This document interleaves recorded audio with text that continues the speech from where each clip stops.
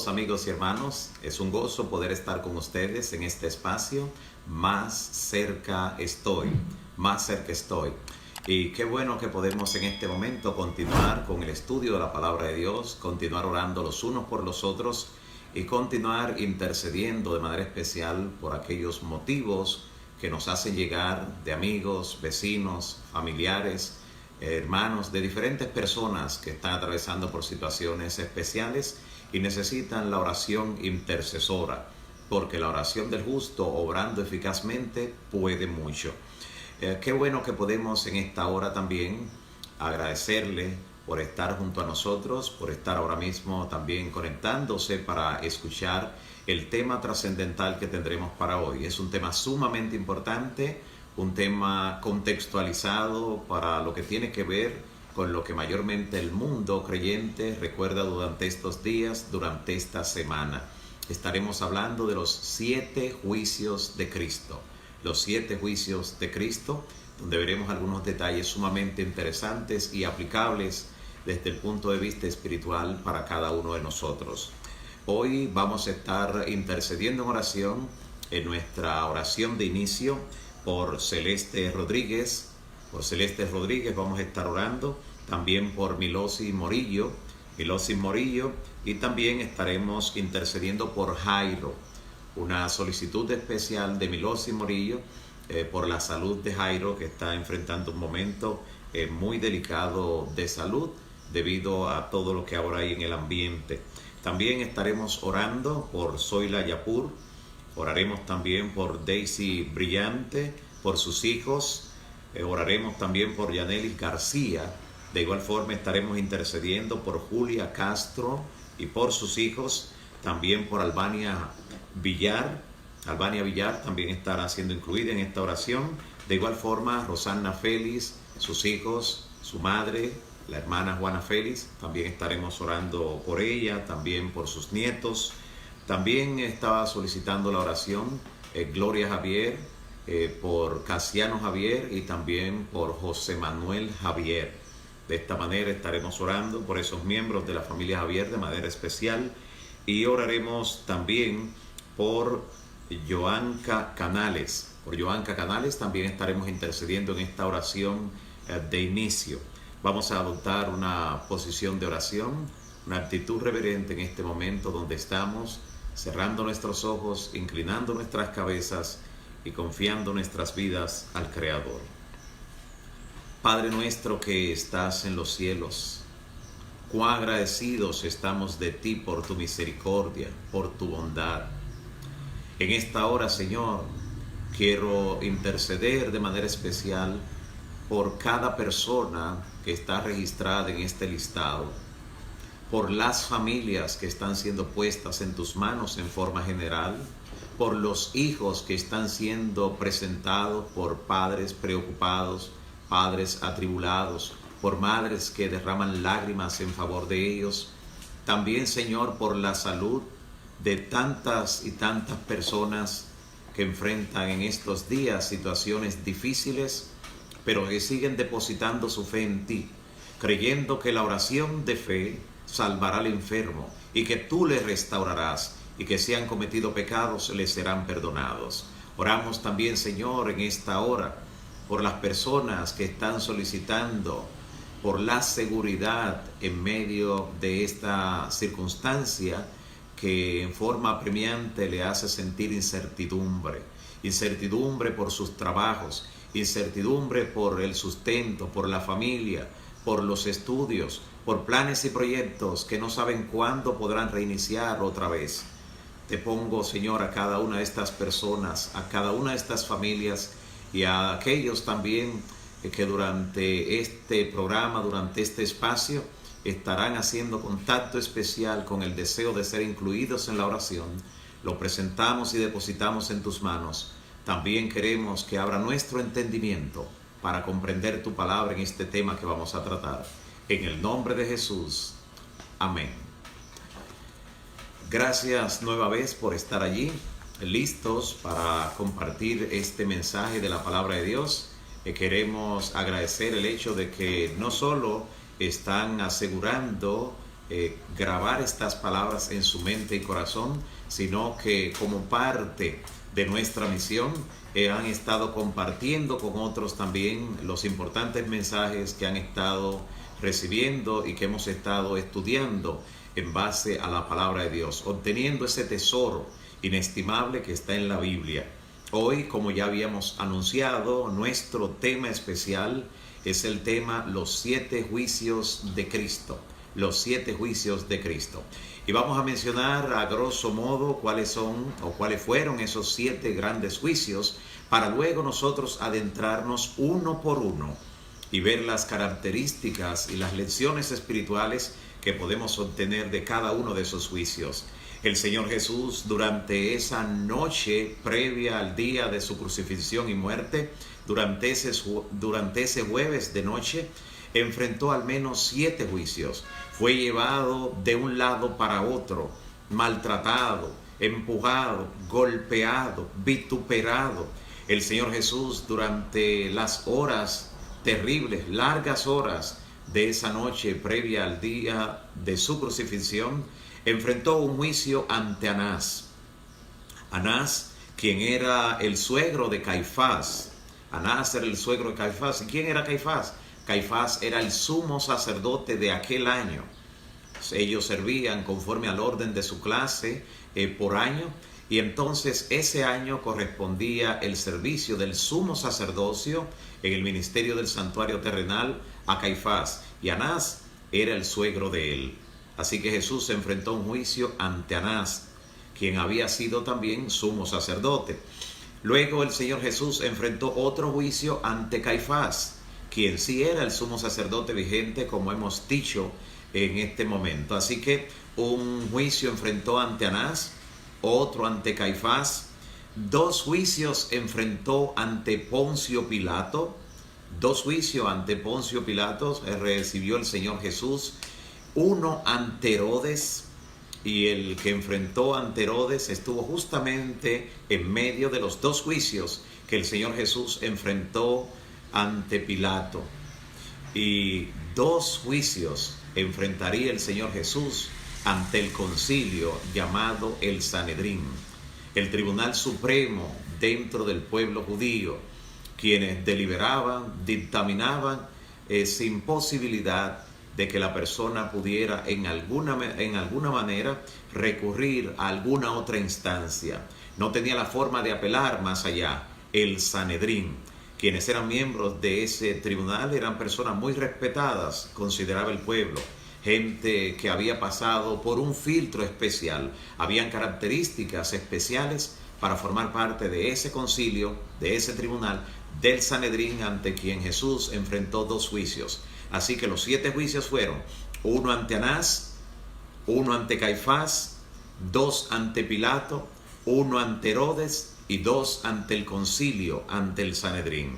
Veamos por un momento lo que tiene que ver con el juicio que el Señor Jesús enfrentó ante Anás, el cual se describe en el Evangelio de Juan, capítulo 18, versículos 12 y 13. Evangelio de Juan, capítulo 18, versículos 12 y 13. Al ser llevado ante Anás, el suegro de Caifás, aunque Anás no era el sumo sacerdote de ese año, sino que lo había sido en el pasado, todavía le guardaban gran respeto. Por eso le encaminaron ante él buscando una decisión sabia, una decisión consensuada por la experiencia. Y este juicio que el Señor Jesús enfrentó ante este líder espiritual del pueblo, ante este religioso experimentado, nos da una gran lección. La gran lección que nos da es la siguiente: en el pueblo que Dios ha llamado a servirle, una persona en algún determinado momento, saliendo de los propósitos divinos, puede cometer graves y grandes errores. Para cuando el Señor Jesús enfrentó ese juicio ante Anás, todavía el pueblo judío era la nación escogida. Todavía faltaban por lo menos 3 años y medio para que se completara ese tiempo de gracia que Dios había señalado para la nación de Israel como tal, en forma individual durante ese tiempo y más allá del período profético de las 70 semanas de años.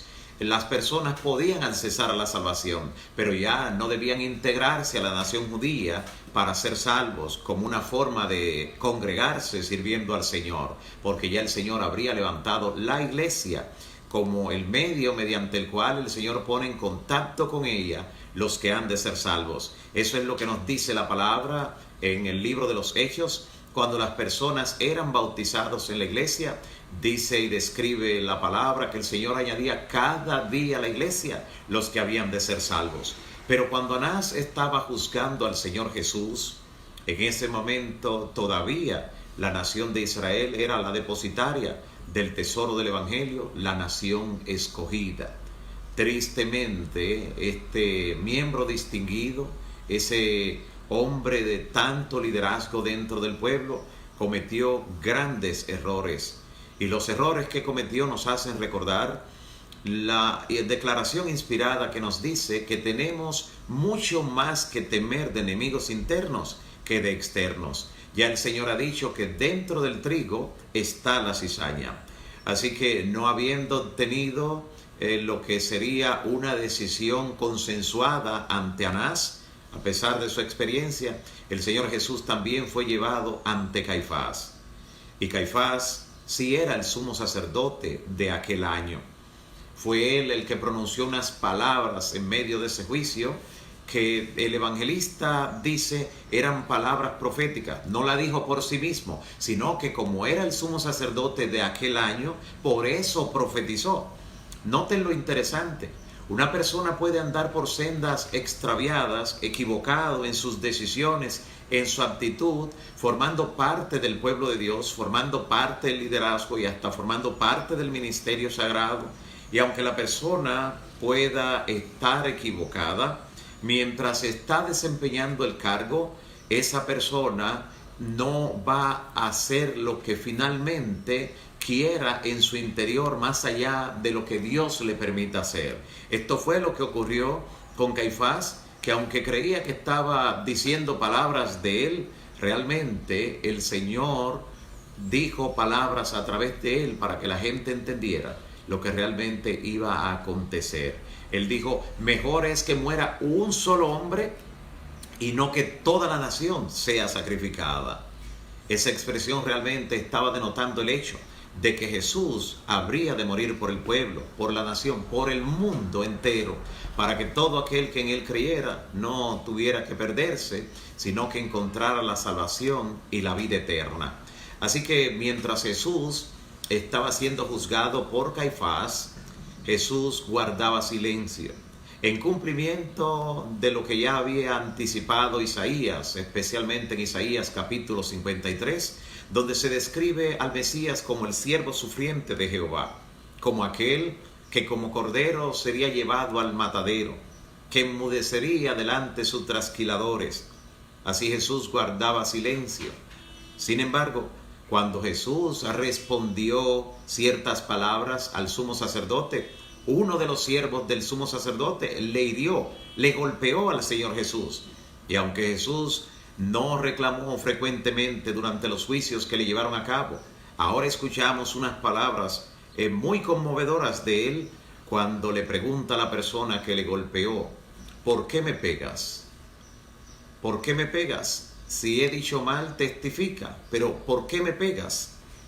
Eso indica que aunque nosotros, con la mansedumbre que caracteriza a los siervos de Dios, a los hijos e hijas de Dios que han sido llamados, debemos ser sumisos, pero todo tiene un límite más allá del cual incluso Dios nos responsabiliza a nosotros si guardamos silencio, si permitimos que el mal impere y que sea propagado. Dios no es un Dios de injusticia y por eso reaccionó en ese momento ante la injusticia evidente que se estaba cometiendo. Así que este juicio importante también el Señor Jesús enfrentó, el juicio ante Caifás. Y hemos dicho que el Señor Jesús también enfrentó dos juicios ante Pilato. Los juicios que se realizaron ante Pilato son posiblemente los más conocidos dentro del Evangelio y dentro de la cultura general, por la actitud que asumió Pilato. Pero veamos algunos detalles interesantes que rodearon todo el espectro de estos juicios que protagonizó Pilato con la persona de Cristo. Cuando Pilato fue levantado, era muy de mañana. Todavía posiblemente no se había levantado. Así que le hicieron levantar de manera abrupta, de manera rápida. Imagínese escuchar desde el lugar de su tranquilidad una multitud, una turba que viene enfurecida con un caso para tratar. Ser levantado de repente no hizo que Pilato despertara con buen humor. Así que su primera impresión al escuchar que le traían a un reo era el de despacharlo cuanto antes, el de decirle: hagan lo que ustedes quieran, está bien, ejecútenlo. Sin embargo, cuando Pilato se vio frente a Jesús, no pudo actuar como había pensado, como había planificado, porque Pilato no vio frente a él a un acusado temblando. Pilato no vio frente a él a alguien que se estaba defendiendo de sus acusadores. Pilato no vio frente a él a un hombre común y corriente.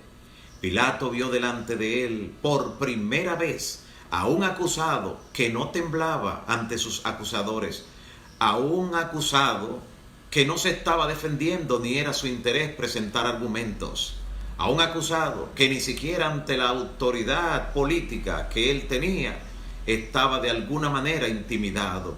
Por eso Pilato, al observar la dignidad del cielo en la persona de Cristo, porque nunca había visto ni nunca más vio un hombre como él, Pilato no pudo despacharle inmediatamente.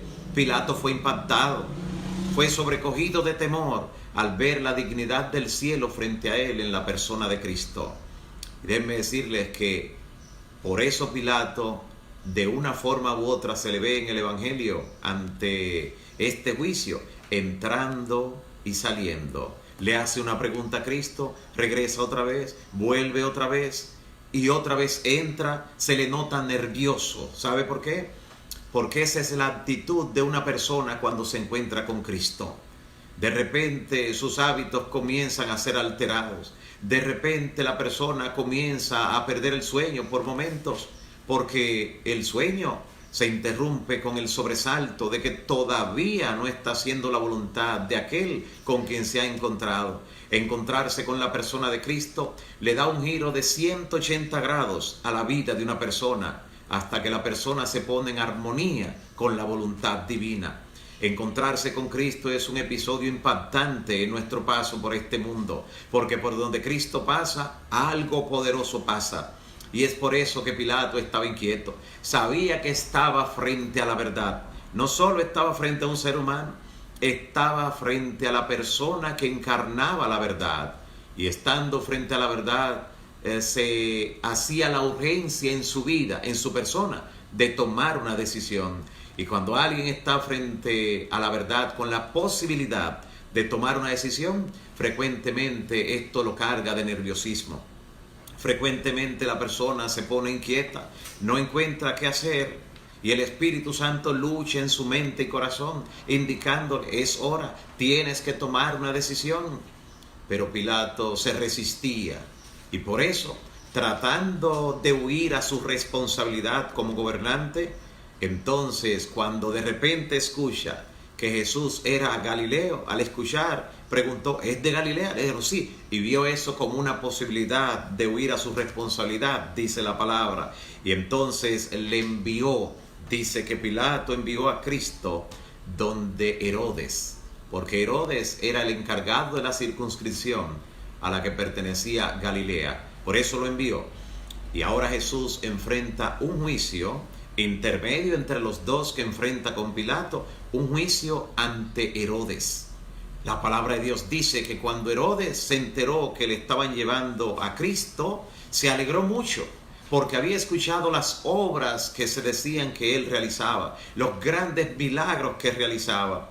Y entonces pensó: esta es mi oportunidad para verlo realizar un milagro.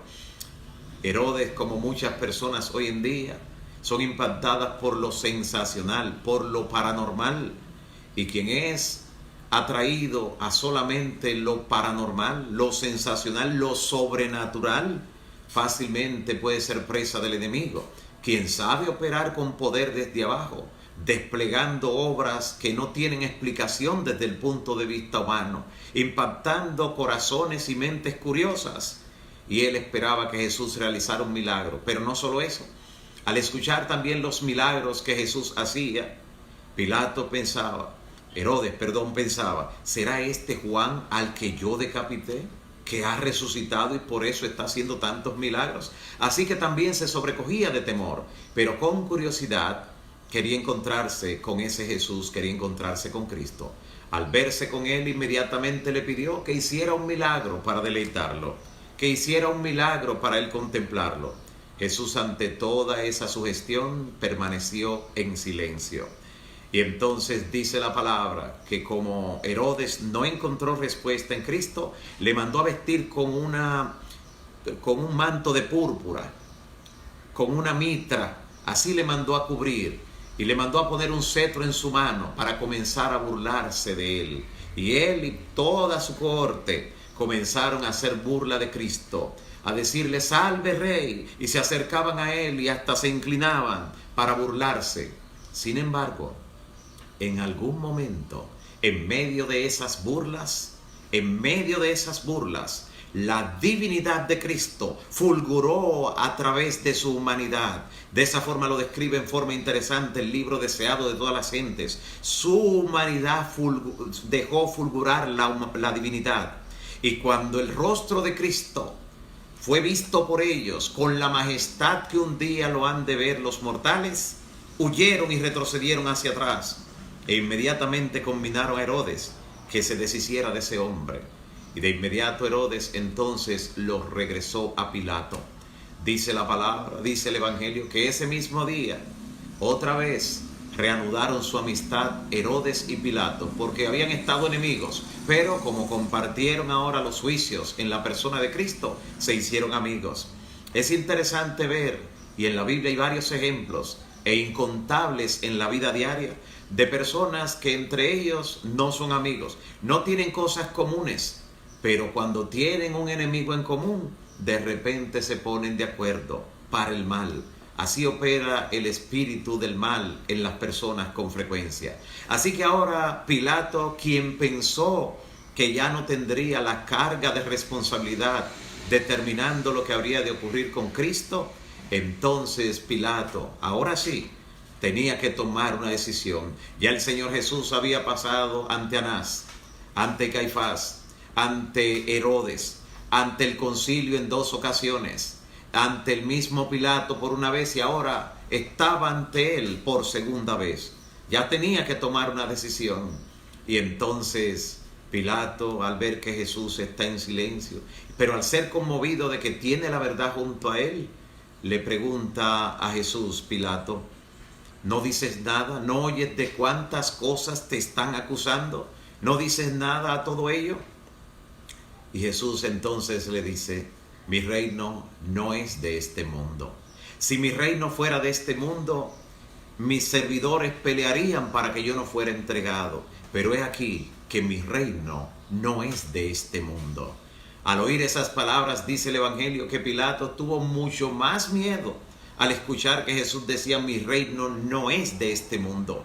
Así que ahora Pilato estaba buscando la manera de liberar a Jesús, liberarlo de sus captores, de sus acusadores.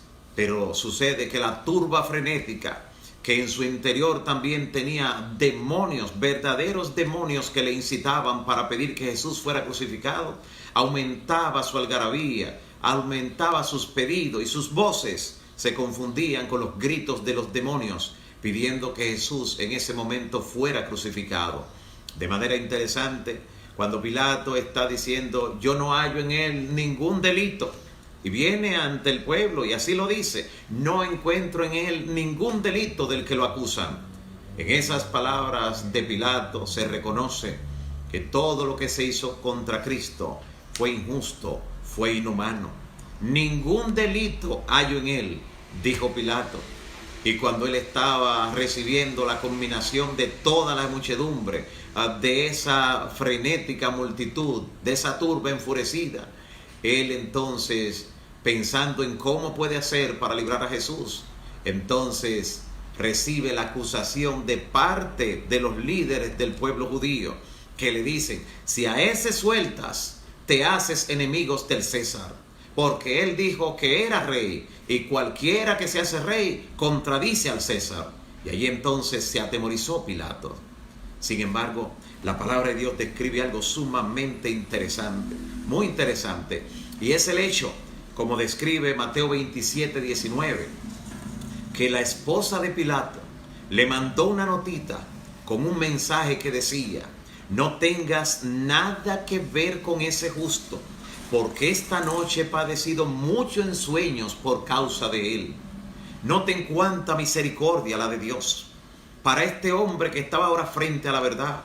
Para Pilato, el cielo podía ver solo un gobernante que estaba a punto de cometer una injusticia, un gobernante cualquiera que, enfrentando al Hijo de Dios, no tenía consideración. Pero no, el cielo ve en cada persona, no importa el lugar que ocupe, no importa cuánta maldad tenga en su corazón, el cielo ve en cada persona un alma que necesita salvación.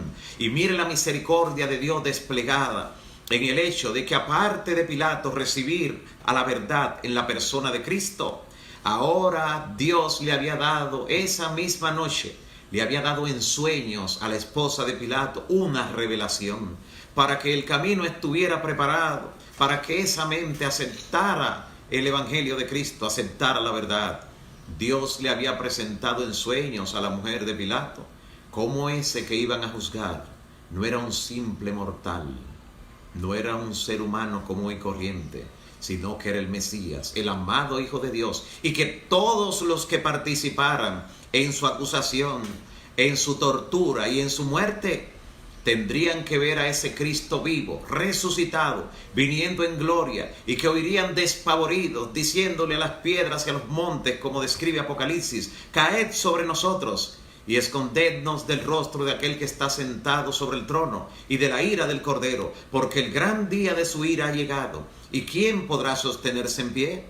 Por esto la esposa de Pilato le mandó esa nota, diciendo: no tengas nada que ver con ese justo, porque esta noche he padecido mucho en sueños por causa de él. Era suficiente con esa advertencia, con esa revelación divina, para que este hombre, este gobernante Pilato, entonces liberara a Cristo, se viera libre de esa acusación, lo entregara para que ellos decidieran buscar otra forma de ser juzgados si era necesario, pero él no tener la responsabilidad de entregarlo en sus manos para ser crucificado.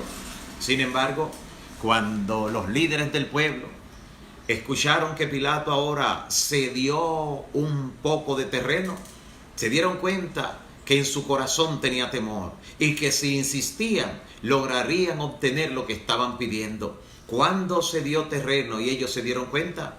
Cuando Pilato en su mente procura buscar una alternativa, dice: ya sé, como este no tiene ningún delito, aunque están contra él, voy a traer a un verdadero criminal, a uno que está condenado a muerte, a Barrabás, y lo voy a colocar al lado.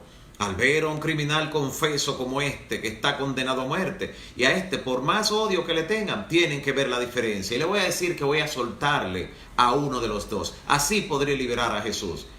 Cuán engañado estaba Pilato. No sabe que cuando el corazón humano ha dado marcha atrás contra la verdad, ha cerrado su corazón, ha cauterizado su conciencia, no hay argumento, no hay evidencia, no hay nada que pueda conmover ya ese corazón que se ha endurecido.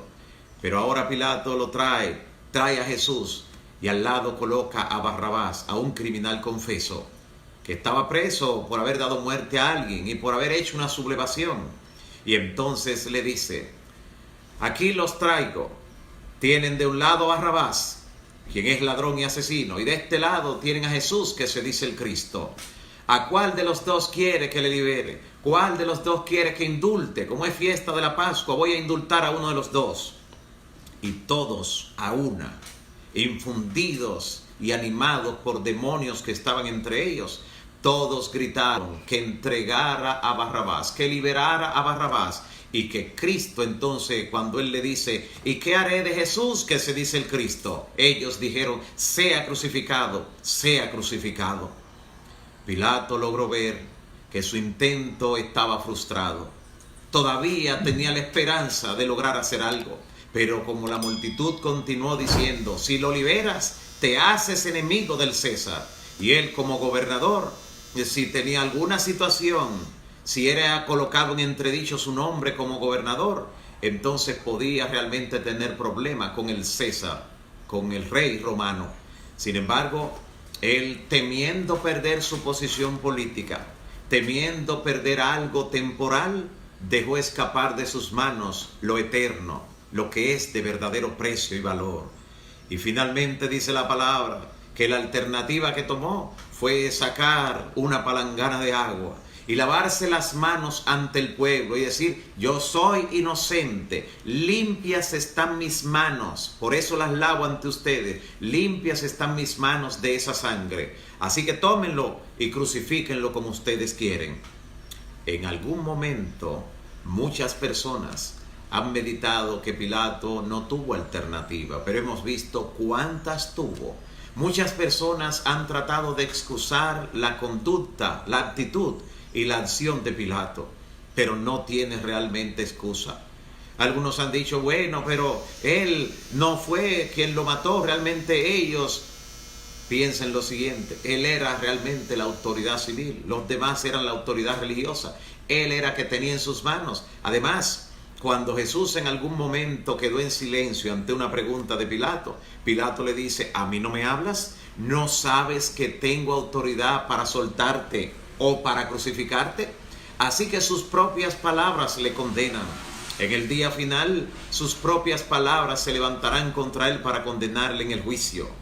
Pero lo más interesante que ocurre, lamentablemente, en todo esto, en la vida de Pilato, es que aunque él entregó a Cristo para ser crucificado por miedo, por temor a perder su cargo político, su posición temporal, años después registra la historia secular registra que años después se descubrió una malversación de fondos en su administración y fue depuesto por el César y mandado al exilio, siendo apresado. Y cuando él entonces vio que lo que trató de proteger, entregando a Cristo la verdad que fue confiada a él, cuando él vio que había perdido la oportunidad de aceptar lo eterno por tratar de retener lo temporal, y que aún lo temporal lo había perdido, y que, como decimos comúnmente, se había quedado sin pito y sin flauta, entonces Pilato, en su frustración, encerrado, él mismo se quitó la vida, se suicidó. Es el triste final de aquella persona, el triste final de toda persona que, teniendo la verdad ante sí, la deja escapar como agua entre sus dedos, y finalmente ve que aquello por lo que dejó pasar la verdad, un día también lo pierde, y cuando ya es demasiado tarde para recuperar lo que pudo ser la verdad que le diera perdón, salvación y vida eterna. Estos juicios que el Señor Jesús enfrentó ante Anás, ante Caifás, ante Pilato, dos de ellos, uno ante Herodes y dos ante el Sanedrín, ese tribunal supremo en el pueblo de Israel, demuestran cuánta injusticia es capaz de hacer el ser humano, no solo cuando su corazón se endurece, no solo cuando se ha alejado de la verdad, no solo cuando ha llegado al punto de no retorno, sino también cuando actúan en grupo, dentro de la multitud, dentro de la turba que pidió que Cristo fuera crucificado. Había muchas personas que exactamente unos días atrás habían recibido a Cristo en la entrada de Jerusalén diciendo, Hosanna, Hosanna, bendito es el que viene en nombre del Señor. Como la muchedumbre seguía esa actitud, se unieron en esa acción. Como ahora la multitud, la turba iba corriendo hacia el lado equivocado, hay gente que se mueve con la multitud. Hay gente que solo hace lo que hace la mayoría. Y en asuntos espirituales, amigos y hermanos, está demostrado que la mayoría nunca tiene la razón. Fue la mayoría la que se quedó afuera del arca en el diluvio. Fue la mayoría la que quedó destruida en las ciudades impías de Sodoma, Gomorra, Adma y Zeboim. Fue la mayoría la que rechazó a Cristo, y será la mayoría también la que finalmente se perderá.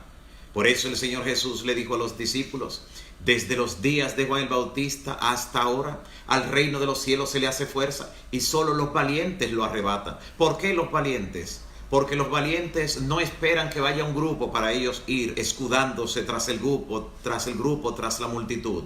El valiente toma la decisión por sí mismo. El valiente no espera y dice: voy a esperar que los demás también decidan entregarse, que los demás decidan ser bautizados. No, el valiente dice: yo voy a tomar una decisión responsable. Si los demás han de perderse, yo he de obtener la salvación en Cristo. Si los demás dicen que no, yo le digo que sí al Señor, porque mi casa y yo serviremos a Jehová. Cuán triste fue para esa muchedumbre que rechazó a Cristo, que pidió que fuera crucificado, cuando una semana después de Cristo estar ya muerto y habiendo resucitado, pero no estando al alcance del común del pueblo, muchos todavía que no sabían que Jesús había muerto, de lejanas tierras, continuaban trayendo los enfermos, los discapacitados, los endemoniados, porque desde lejos habían escuchado que había en Israel alguien con poder para echar fuera demonios, para sanar a los enfermos, para hacer milagros extraordinarios.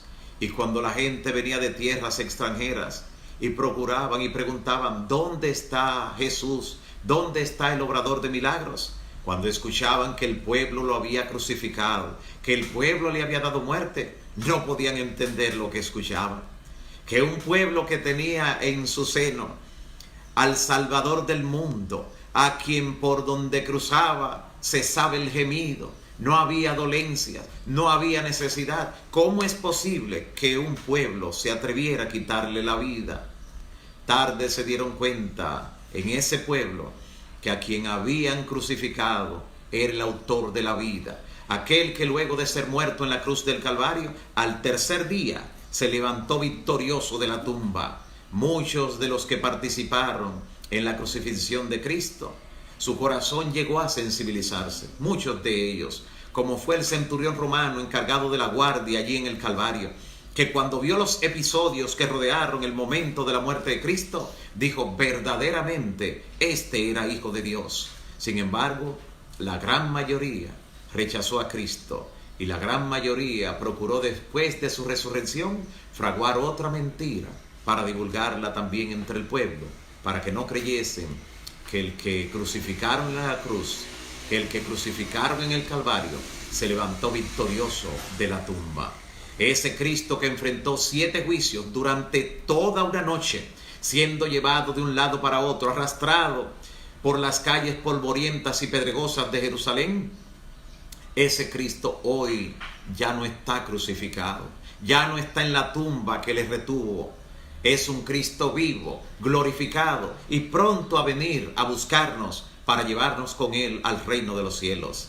En esta hora, mi amigo, mi hermano, el llamado especial es a que sensibilices tu corazón para que el Espíritu Santo pueda impresionarte en una forma especial por medio de los sufrimientos de Cristo, en los cuales hemos estado meditando en esta hora.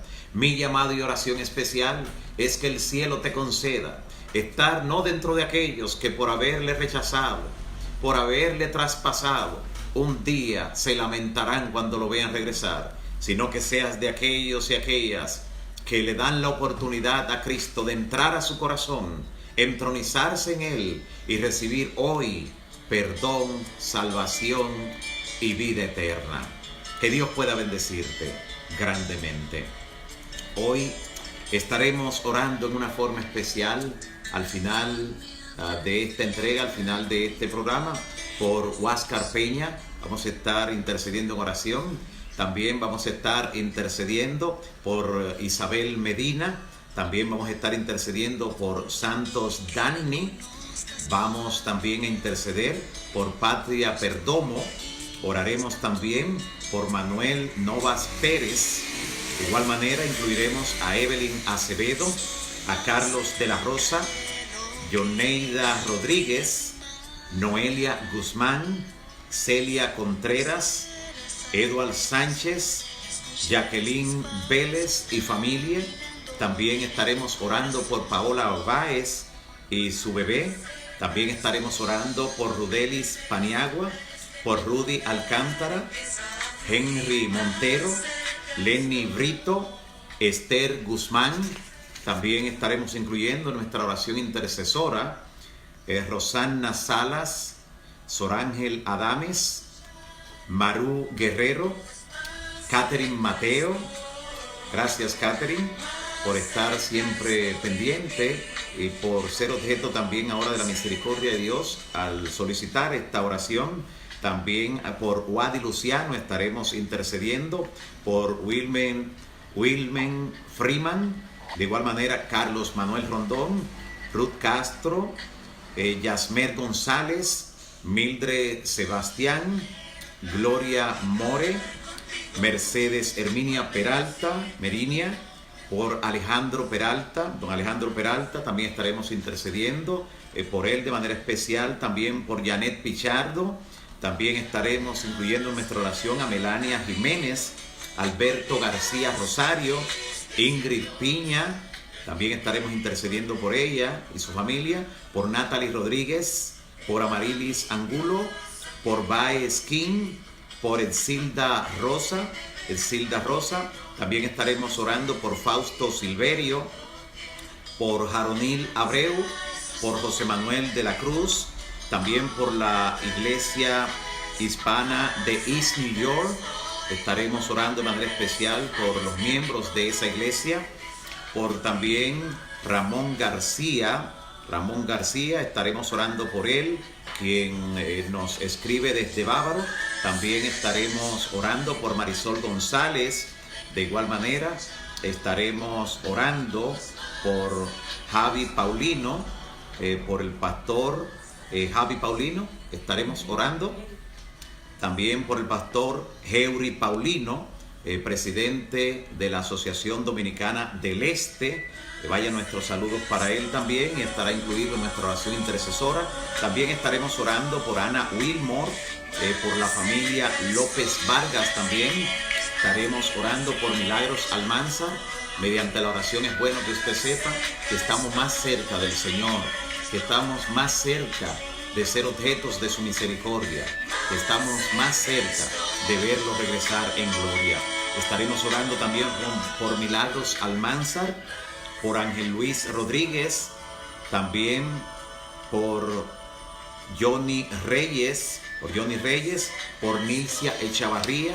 También estaremos incluyendo en nuestra oración intercesora a Yolanda Rosario, a Rafael Sierra Rodríguez. También oraremos por Glenis Brea Silvestre, por Miguel Antonio Cepeda, por Avid Luis Buenrostro, también por Fara Nieves Astacio, quien siempre también está allí presente, conectada. También estaremos orando por Renzo Ramírez, también estaremos orando por él, por su salud, su familia. También por Yamerli, también estaremos orando por Luz de Jesús, por Nelsida Batista. También incluiremos en nuestra oración a Luisana Casado, a Ricardo Hernández, a Maribel Cadet. También estaremos orando por aquellas personas que están afectadas por el virus del COVID-19. Especialmente están solicitando la oración por los que están infectados, por los que han sido contagiados en el área norte del estado de los Estados Unidos, especialmente el área de Buffalo y el área de Rochester. Estaremos orando también por Cecilia Pérez, también por Ilcania Contreras, por Jocelyn Zavala, por Ana Galvá. También está solicitando la oración la oración intercesora por el doctor Cordero. Estaremos orando por el doctor Cordero, por el doctor Acosta. También estaremos orando por el doctor Acacio Mesa, también por el doctor Toribio, por la familia Galvá. También estaremos intercediendo, y queremos también incluir en nuestra oración a todos los que en este momento están allí solicitando ser incluidos. El Señor conoce cada uno de esos nombres y lo vamos a incluir en esta oración. Recuerde que cada día estamos al mediodía con Más cerca estoy, con Más cerca estoy. El próximo encuentro nuestro será justamente esta noche por Instagram, donde tendremos este estudio de los 7 juicios de Cristo, 9 de la noche, hoy por Instagram. Y al mediodía volveremos a vernos entonces el domingo, donde estaremos dando respuesta. Es un programa especial de respuesta a las preguntas, a las inquietudes que durante toda la semana han estado llegando. Muchas preguntas, de paso, muy interesantes, las que nos han estado llegando, y puede seguir escribiéndonos de manera directa a los contactos personales con su pregunta para darles respuesta ese día. Recuerde, para hoy los 7 juicios de Cristo, nueva vez tendrán una entrega especial por Instagram a las 9 de la noche. Ahora vamos a orar por estos nombres, por estas familias y cada uno de estos casos que hemos mencionado. Oremos al Señor. Dios eterno, Padre nuestro que estás en los cielos, bendito y alabado sea tu nombre hoy y por los siglos de los siglos. Señor, te damos gracias porque ya tú has comenzado a responder muchas de las oraciones que hemos mencionado. Gracias por los testimonios de que tu poder está llegando a cada vida, a cada hogar, a cada persona, con un toque especial, con un toque sanador, con un toque revitalizador, con un toque que le llena de nuevo de salud y esperanza. En esta hora, Señor, quiero rogarte por la sangre que Cristo derramó en la cruz, rogarte que visites de manera especial a las personas que están en condiciones de salud delicada, a las personas que han sido afectadas por este virus. Tú eres el gran médico, nosotros lo creemos y con fe oramos a ti, porque tú has dicho que la oración de fe salvará al enfermo, y que si es tu voluntad, con poder tú le vas a restaurar, y si han cometido pecados les serán perdonados. Tú ves, Señor, lo humilde, lo contrito que está ese corazón que en esta hora está recibiendo la oración como si fuera para él solo, para ella sola. Gracias por hacernos sentir cerca. Y gracias porque al escuchar tu palabra y ser encomendados en la oración en tus manos, podemos decir: más cerca estoy del Señor, más lejos del enemigo, más lejos de la aflicción, más cerca de un Dios todopoderoso. Gracias porque en medio de la oscuridad, un rayo de luz podemos percibir, y es que el Espíritu Santo nos recuerda que nuestras vidas están en tus manos y que tú estás al control, y que en esta hora reprendes al enemigo de nuestro lado. Sigue cuidando y guiando a cada una de estas personas, cada familia, cada caso especial por el que intercedemos, habiendo hecho una mención. Cuida de cada uno de los amigos y hermanos que se conectan continuamente para escuchar el mensaje de tu palabra. Gracias por la reflexión que nos has dado. De vuelta queremos, Señor, encontrarnos esta noche para estudiar este tema de los 7 juicios de Cristo. Y queremos también, Señor, que nos acompañes. De igual forma, Señor, queremos que cada día, al mediodía, de domingo a viernes, tu Santo Espíritu esté llegando a cada corazón, a cada vida, a través de tu palabra y de la oración intercesora. Gracias por escucharnos y respondernos. En el nombre de Jesús. Amén. Amén. Dios te bendiga.